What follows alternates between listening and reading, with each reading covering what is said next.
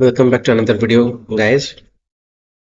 My previous 4 videos have been uploaded, of which for my 3 videos I have solved various questions, while for the fourth video I had done a small concept of maxima minima, though I will be doing it in depth afterwards when I will be taking up the calculus portion of this syllabus. So today's video is also a question come a concept, but first we'll be making you understand the concept.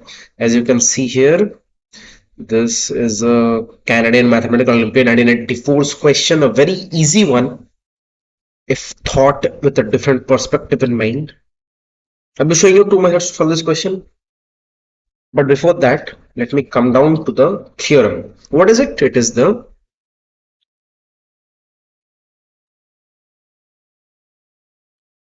pattern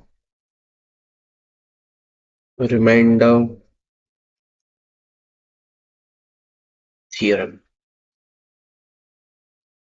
Many of you must have heard of it. I'm just telling it once more. This is what we are going to be using this question to make it a short one. For example, let me say I have my f of x, which is your some sort of. I'll be showing two types again. One is when the coefficient of the highest degree term is not 1, that is, it is not a monic polynomial. And the second one is when it is a monic polynomial. First of all, it's a non-monic one.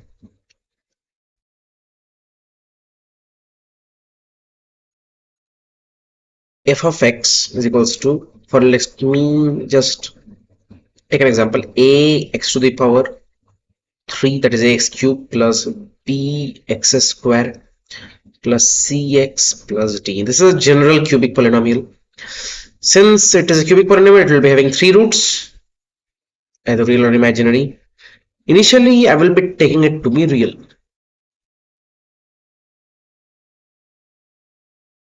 Now, I can write this polynomial as what should I say?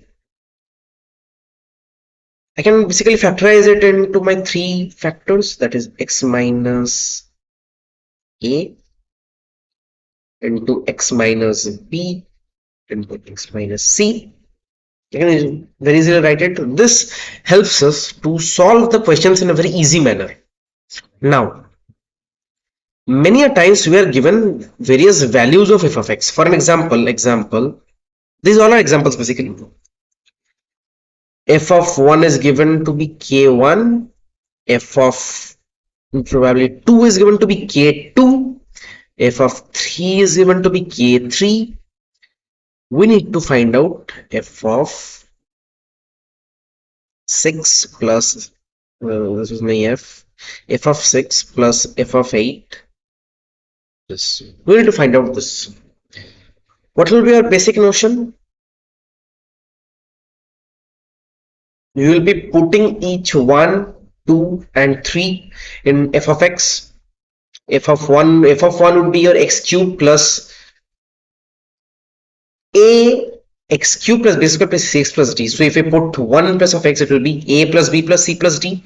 In place of, if we put x equals to 2, it will be 8a plus 4b plus 2c plus d. And if we put 3, it will be 27a plus 9b plus 3c plus d. That is 3 equations and 4 unknowns. It will be a basic notion, that is to solve separately for a, b, c and d, and then just find out by putting the values of a, b, c and d, and then 6 and then f of 8 and then add up. But let me tell you one thing. 3 unknowns need 3 equations to solve. Similarly, 4 unknowns need 4 equations to solve. But here what are we getting? 4 unknowns, 3 equations. Not possible. Okay. Let me give you another variable. Like, let me give you another equation to form. What is it? That is, I have my f of 4 to be k4. It looks easy right now. F of 4 at x equals to 4, it will be basically 64a plus 16b plus 4c plus d.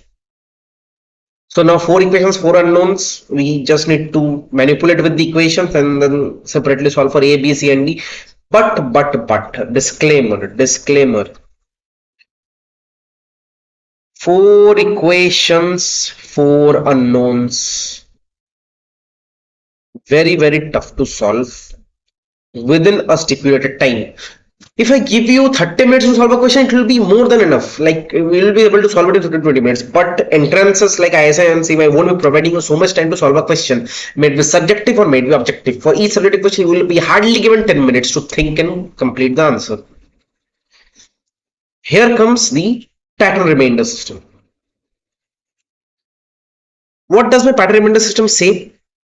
Try to find out a relation between 1 and k1, 2 and k2, 3 and k3, 4 and k4. What type of relation? For an example, my f of 1 is given to be your 1, f of 2 is given to be 4, f of 3 is given to be 9, f of 4 is given to be 16. Relation is very evident. 1 square is 1, 2 square is 4, 3 square is 9, 4 square is 16. That means we can basically generalize this as f of x is equals to x square. So this is basically my remainder at x equals to 1. Now time to write my f of x. What can I write? I have basically my 4, what should I say? 4 roots I am getting up from here. I won't be using this because it's a cubic equation. So I can basically write my f of x right now as f of x is equals to, I have my k, a random constant, since first I will be writing this, wait, x minus 1 into x minus 2 into x minus 3 plus x square. This is so because now if you put 1 here, this full term becomes 0, since 1 is here, so 1 minus 1 is 0, 0 multiplied by anything gives you 0.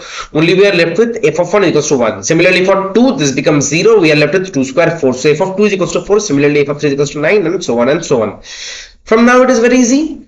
We will basically be just putting on the values and finding out the values. Now if I don't put this k, and I multiply this, I will be getting the coefficient of x cube to be 1. But in the question, I have my coefficient of x cube to be 8, which is a random variable. What do we need to do? When the question is given that it is not a monic polynomial, that is the coefficient of the highest degree term is not 1, we will be multiplying a k outside this. So that my fourth thing which is given, this is not a root. So basically if you put 4, this whole term won't be equal to 0. Basically I can be doing it is f of 4 is basically your k into 3 into 2 into 1 plus 16.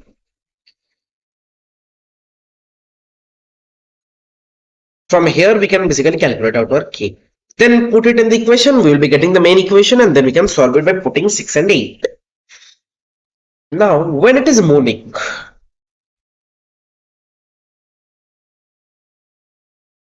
everything should be same. Only you won't be putting any k, since we need the highest degree coefficient to be 1.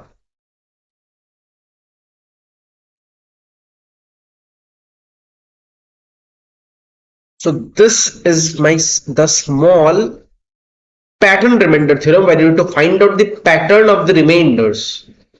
Pattern of the remainders. Use it in question to use to find unknowns.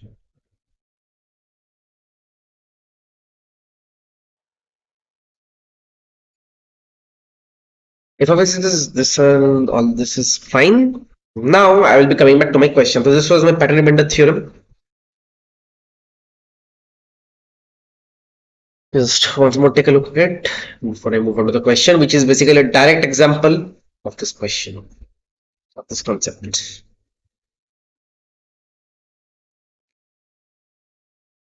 What do I have my f of x here?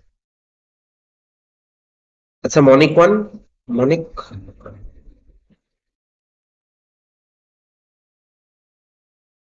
We're changing the color. Wait once.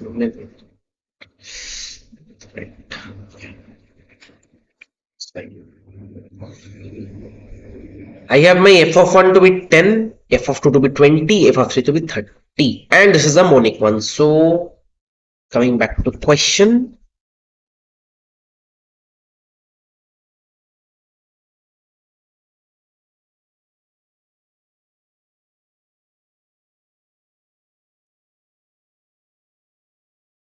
What is my f of x? X to the power 4 plus ax cube plus bx square plus cx plus d, which is a normal quadratic equation.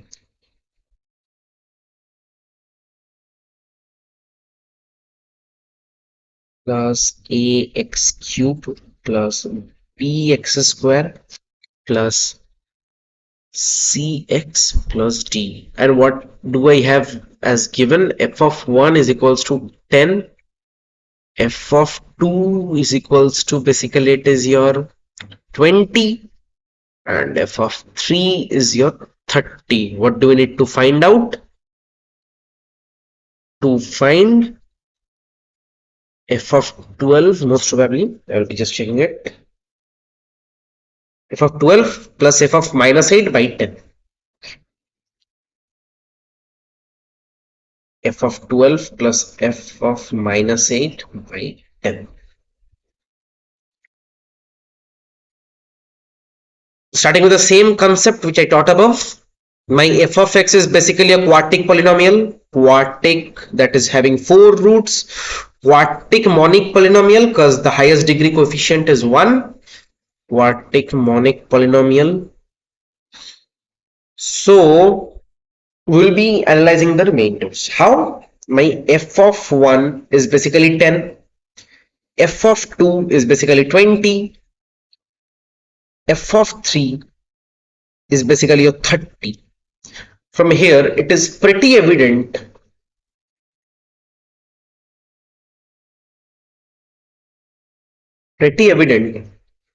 f of x is equals to 10x. Just a second.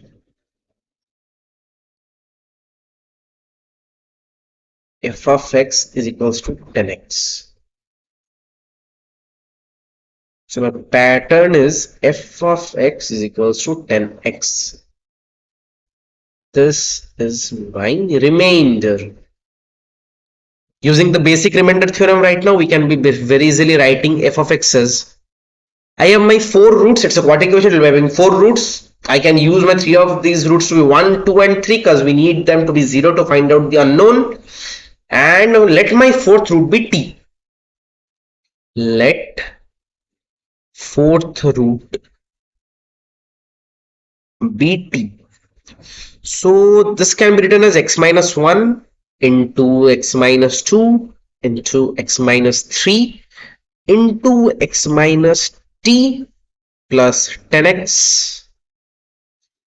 This is what is basically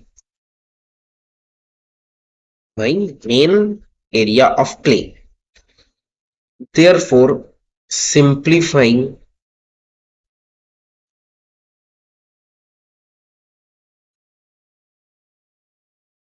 my f of x was x cube, or probably sorry, x to the power 4. Let me just undoing it. X to the power 4 plus ax cube plus bx square plus cx plus d. This is equal to x minus 1 into x minus 2 into x minus 3 into x minus t plus 10x. From here, again, 2 methods. One is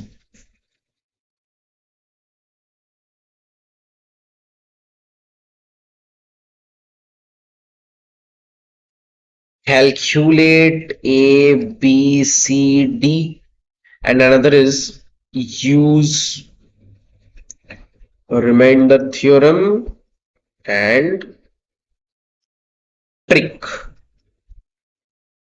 I will be following this because this is a very nominal method that is just putting on the values and finding out A, B, C, D.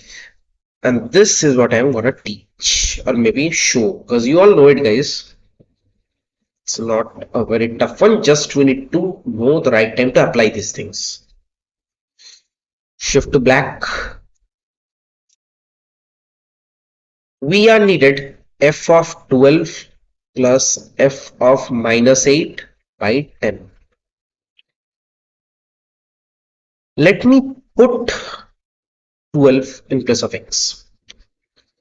So my f of 12 becomes x minus t, that is, or maybe 12 minus 1 into 12 minus 2 into 12 minus 3 into 12 minus t plus my remainder, which was 10 into x, that is 10 into 12. This is your 11 into 10 into 9 into 12 minus t plus 120. This is my equation of 1. What are we more needed? That is f of minus 8. Similarly, minus 8 minus 1. Do keep a check on the signs. Minus 8 minus 2. Minus 8 minus 3 into minus 8 minus t plus 10 into minus 8.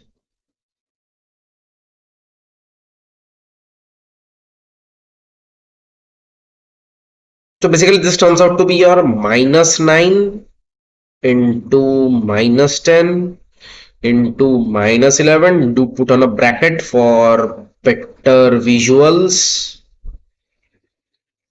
Into minus 8 minus t minus 8t. Okay, what do we need right now? These, let me check at the signs. Minus into minus gives you a plus. Again, this can again be modified to be written as minus 9 into minus 10 into minus 11 into minus of 8 plus t minus 8t.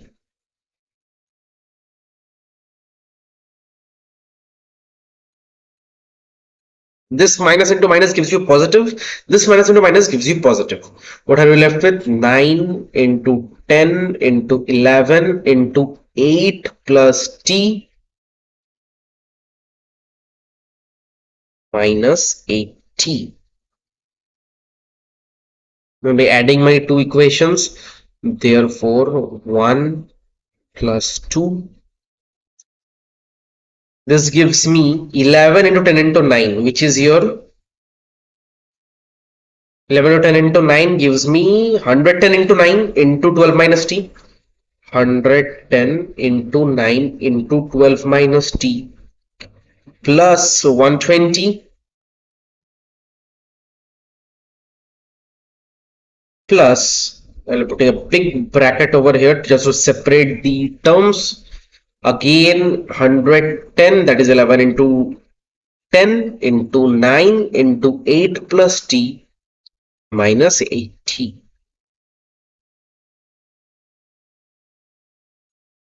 What I can do is, this is my t, okay, don't just confuse it with plus. I'll be taking my 110 into 9 common. I am left with 12 minus t plus 8 plus t. Other than that, it is 120 minus 8t, so which gives me 40. Now my minus 10 plus t gets cancelled.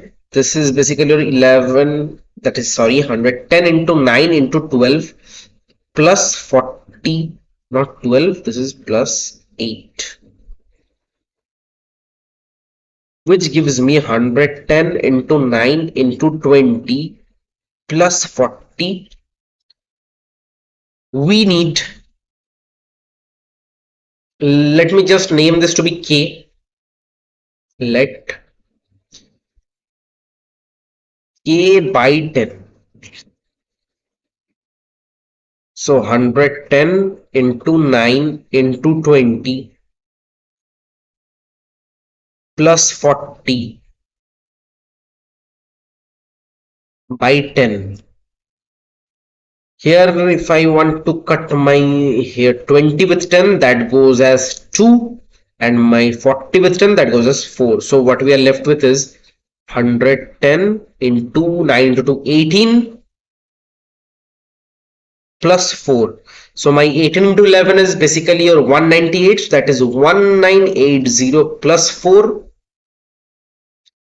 And finally, it is 1984. That is ironically the year in which the question came in Canada Mathematical Olympiad. This is my answer.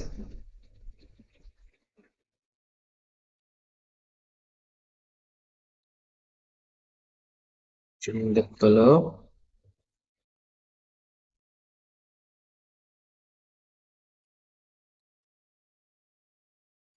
Second one.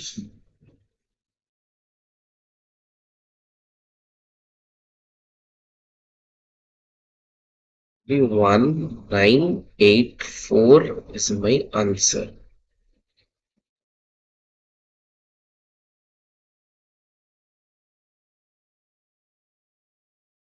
So this was it for today. A very good question, an easy one though. It came in CMO 1984, which is your Canada Mathematical Olympiad 1984.